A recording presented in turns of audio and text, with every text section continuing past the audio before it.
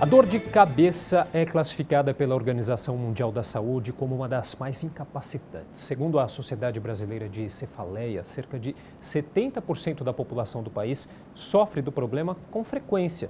A intensidade ou a região afetada é diversa, assim como as causas. Bom, para conversar com a gente sobre os tipos de cefaleias, eu recebo hoje o doutor Sandro Luiz de Andrade Matas, que é neurologista da Rede de Hospitais São Camilo. Tudo bem, doutor? Obrigado pela presença. Eu que agradeço o convite. Doutor, a dor de cabeça, então, ela é democrática, atinge todos os tipos de pessoas, adultos, crianças, homens, mulheres, independente de condição social, é isso mesmo? É isso mesmo. Né?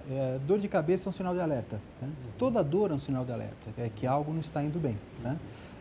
Então, quando você tem um episódio de dor de cabeça, precisa ver se é um episódio recente, se é algo que é frequente, recorrente, ou se teve mudança de característica. Então, tendo dor de cabeça, você precisa procurar a ajuda de um profissional para que possa esclarecer qual que é a origem dessa dor de cabeça.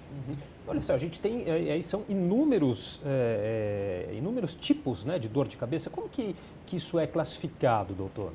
Então, a tentativa de classificação das dores de cabeça já existe desde 1968, né? Mas foi só recentemente, a partir da década passada, que isso começou a ser organizado pela Sociedade Internacional de Cefaleia e agora está de uma maneira mais ordenada, permitindo que se faça a identificação das dores de cabeça existentes e até pesquisa com relação às doenças que podem provocar determinados tipos de dor de cabeça. Então, a dor de cabeça, nós classificamos, assim, basicamente em dor de cabeça ou cefaleia, né, que é o nome técnico que nós usamos para nos referir à dor de cabeça. As cefaleias primárias e as cefaleias secundárias, né?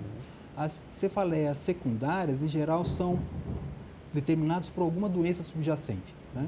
Alguma condição e que está levando você a ter dor de cabeça, né? Então, aí a gente pode citar diversos exemplos, né? Então, por exemplo, uma sinusite aguda, né? Uma meningite, né? Uma hipertensão intracraniana, um tumor, um traumatismo craniano, são todas situações que podem determinar dor de cabeça, né? E que a gente deve investigar. E essas são secundárias a alguma etiologia que está atrás da gênese dessa dor.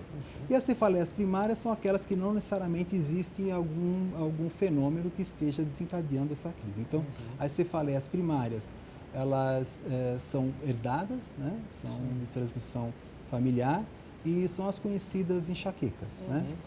É uma das principais dores de cabeça primária. Entra dentro da dor de cabeça primária também a cefaleia tensional, né? E a cefaleia em salvas. Inclusive, a gente tem algumas perguntas de alguns telespectadores. Vamos acompanhar para depois o doutor responder aqui para a gente. Pois não. Primeira coisa que a gente vê saber se tem origem familiar. É muito importante na história saber se tem origem na família, se tem algum antepassado, pai, avô que teve enxaqueca. Eu gostaria de saber qual é a diferença entre dor de cabeça e enxaqueca. O que a gente faz quando tem dor de cabeça? O que eu faço quando eu estou com dor de cabeça, uma enxaqueca muito forte? Não, tá aí então, né? Essa questão aí da enxaqueca, dor de cabeça. A enxaqueca é, claro, um tipo de cefaleia, né, doutor? Sim, a enxaqueca é a cefaleia primária, né? Aquelas que não tem nenhuma doença que possa levar à crise de dor de cabeça. E aquela primeira pergunta com relação a ser de origem familiar ou não, isso certamente existe, né? Então, a enxaqueca, ela tem transmissão familiar, não existe definido um loss gênico que possa ser mapeado por enquanto, né? Existem muitas pesquisas nesse aspecto, mas ainda não tem uma determinação genética bem clara, evidente, mas claramente de herança familiar, né? Então, se você pesquisar na família, sempre tem alguém que se queixa de uma dor de cabeça parecida com a sua, né? Não em intensidade, com características iguais, mas também recorrente, né? E que tem algumas semelhanças, né? E normalmente ela afeta mais as mulheres, doutor, ou é uma impressão? Não é impressão, não. Algo em torno de 2 vezes mais nas mulheres do que nos homens, né? E uma coisa interessante é que a gente ainda divide a enxaqueca em vários outros subtipos, né? Principalmente, as principais divisões são as enxaquecas com aura e a enxaqueca sem aura, né? A aura são fenômenos neurológicos, sintomas neurológicos que precedem a dor de cabeça, né, característica, por 10, 15 minutos e algumas vezes até 48 horas antes. Então, as auras, elas são basicamente visuais, né, que a gente chama de escotomas, que são manchas coloridas que aparecem em um campo da visão, ou mesmo manchas escuras. Às vezes aparecem alguns sintomas auditivos, tipo tinitos, né, ou zumbidos mesmo, ou algum sintoma neurológico um pouco mais complexo, né, tipo angústia, cheiro estranho, irritação, e quando termina essa fase de aura, começa a dor de cabeça característica. A dor de cabeça característica da enxaqueca, ela é usualmente unilateral, de um lado ou do outro da cabeça, podendo progredir para as outras áreas, latejante, né, muito latejante, intensa, com fonofobia, com medo de luz, fonofobia, medo de barulhos, né, a fobia para o barulho, fotofobia, aversão à luz, náuseas e vômitos. Sintomas que muitas vezes a tornam incapacitante. Sim, né? é uma das doenças mais incapacitantes do mundo, né? Numa avaliação recente americana com relação a custos de doenças, ela é considerada uma das 20 doenças mais incapacitantes do mundo. Nos Estados Unidos, estima-se que haja uma perda anual de algo em torno de 14 bilhões de dólares, né? Só motivado pelo diagnóstico das enxaquecas, pelo tratamento, pelas procuras de serviços especializados e pela ausência dos serviços, né? Então, é um volume financeiro importante. Nós não temos essa avaliação de custos aqui no Brasil, mas dá para a gente ter uma ideia de que realmente isso é um importante problema de saúde. Bom, a gente tem mais alguns depoimentos. Vamos acompanhar. Eu acho que é de ficar no computador, trabalhar muitas horas, às vezes a gente fica concentrado, né, no computador, resolvendo coisa e até esquece da vida.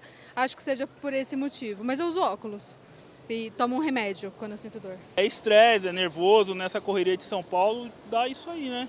Mas você não costuma ir ao médico? Não. Já pensou em ir ou não? É algo mais paliativo mesmo? É, paliativo. Se eu tomasse o remédio e o remédio não curasse, eu iria, mas como resolve... Tá aí, né, doutor? A dor de cabeça, como ela é muito comum, a gente pode dizer que muitas vezes ela é negligenciada, tanto pelas pessoas que sofrem com ela, como até pelos estudiosos aí? Principalmente pelas pessoas que sentem a dor de cabeça, né? Como a própria ouvinte disse, você toma um analgésico, ela melhora, então você ignora, né? Melhorou, está bem, né? Existem algumas diferenças com relação a esses tipos de dores de cabeça que foram relatados, né? Aquela pessoa que tem dor de cabeça, depois fica muito tempo no computador olhando, muito tenso, estressante, o dia inteiro estressante, você acaba tendo uma cefaleia que é conhecida mais como cefaleia tensional. Uma cefaleia que atinge mais a região da têmpora, irradia para a região occipital, é contínua, não tem alteração com relação à luz nem barulho, então é diferente da enxaqueca propriamente dita. Se bem que a crise enxaquecosa ela pode ser desencadeada por alguns fenômenos, com alguns comportamentos ruins. Então, por exemplo, privação de sono é um importante desencadeador de crise convulsiva, né? Paciente que fica constantemente olhando para o computador em jogo ou mesmo trabalhando, ele pode ter, por estímulo visual, acabar desencadeando crises enxaquecosas. Tem muita gente que desencadeia crise enxaquecosa com queijo, com vinho, então cada um vai ter que identificar o que é que vai desencadear a sua própria crise e, naturalmente, evitá-los, né? Mas nunca deve deixar de procurar o auxílio. É isso que eu pergunto para o senhor. Não. Quando que é esse momento de procurar um médico? E qual que é o especialista? Seria um neurologista? Um neurologista que está mais habilitado a separar justamente o que é cefaleia primária do que é cefaleia secundária, né? As secundárias podem potencialmente causar risco de vida, né? Ou piorar muito uma situação de um paciente se não fizer o diagnóstico rápido, né? Então, toda dor de cabeça que é constante, progressiva, né, de características noturnas, necessitando levantar à noite para tomar algum medicamento ou acompanhada de algum dano neurológico, deve imediatamente procurar auxílio médico, né? Se for algo progressivo e rápido, é bom que procure um serviço de urgência e emergência, porque aí, nesse serviço de urgência e emergência, o médico pronto-socorrista está habilitado a identificar riscos maiores para esse paciente.